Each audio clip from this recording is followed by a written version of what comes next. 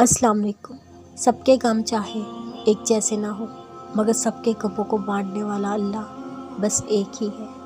تمہاری ہر انتہا کو عطا میں بدل دینے والا بس اللہ ہی ہے۔ تم لاکھ گناہ گار سہی، مگر اللہ کے در سے تم کبھی مایوس نہیں ہو سکتے۔ اللہ تو اپنے شکر کرنے والے بندوں کا دوست ہے۔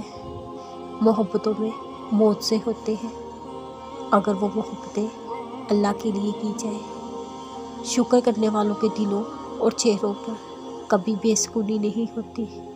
کوئی کہانی محبت کی اللہ کے کن کے بغیر کبھی مکمل نہیں ہو سکتی۔ اللہ سے مانگتے رہا کرو، کیونکہ اللہ ماضی دیکھ کر نہیں، تڑپ دیکھ کر عطا کرتا ہے۔ مشکل بڑی ہو یا چھوٹی، مایوس نہیں ہونا چاہیے۔ اللہ سے دعا مانگنی چاہیے، پرسکون ہو جانا چاہیے، کیونکہ اللہ دعا قبول کرنے والا ہے۔ وہی تو ہے جو مشکل کو آسانی میں بدل دیتا ہے۔ وہ تو تب بھی سنتا ہے جب کوئی نہیں سن رہا ہوتا۔ وہ چاہتا ہے اس کا بندہ اس سے مانگے۔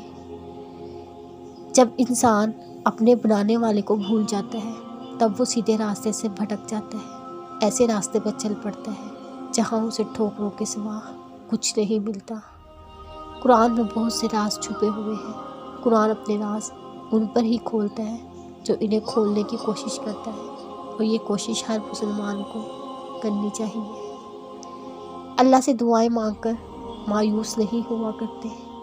دنیاوی زندگی میں اتنا گم نہیں ہو جانا چاہے کہ اللہ کو ہی بھول جائے۔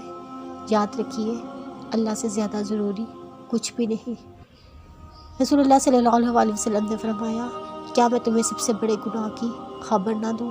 صحابہ کرام رضی اللہ تعالیٰ عنہا نے عرض کیا، کیوں نہیں یا رسول اللہ؟ محمد صلی اللہ علیہ وسلم نے فرمایا، اللہ کے ساتھ شرک کرنا، والدین کی نافرمانی نہ کرنا۔ ٹوٹے دلوں کو اللہ دوبارہ اپنی محبت سے زندگی عطا کرتا ہے۔ سجدے کی حالت میں مانگی گئی دعائیں کبھی رد نہیں ہوتی، کیونکہ سجدے میں انسان اللہ کے قریب ترین ہوتا ہے۔ نبی کریم صلی اللہ علیہ وسلم نے فرمایا، مسلمان جب بھی کسی پریشانی، بیماری، رنج و ملال، تکلیف اور غم میں مبتلا ہو جاتا ہے، یہاں تک کہ اگر اسے کوئی کانٹا بھی چھپ جائے، اللہ تعالیٰ اس کے گناہوں کا کفارہ بنا دیتا ہے۔ وہ 70,000 خوش نصیب لوگ بغیر حساب کتاب کے جنت میں جائیں گے۔